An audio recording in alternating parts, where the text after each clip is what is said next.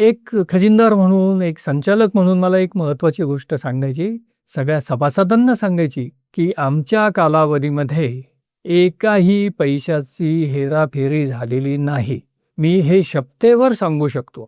जो काही पैसा आला, तो सगळा बँकेत गेला. जे काही खर्च केले, ते बँकेत थ्रू केलेले आहेत. जरी कोणी आज म्हणत असेल, की महामंडळामध्ये एवढ्या करोडो रुपयांचा घोटाळा झाला, परंतु नाही, माझं उलट चांगलं सांगणं आहे, की करोडो रुपयांचा घोटाळा होईल एवढे पैसे जर महामंडळाला मिळाले, तर फारच बरं आहे आणि त्यातनं महामंडळाचे चांगले उपक्रम होतील. त्यांनी जे आमच्यावर आरोप केले, हे आम्ही काय त्याला म्हणतो आपण एक चांगल्या पद्धतीने स्वीकारतो, की त्यांची सदिच्छा आहे, की महामंडळाला एवढे पैसे मिळावेत, ही सदिच्छा म्हणून आम्ही घेतो.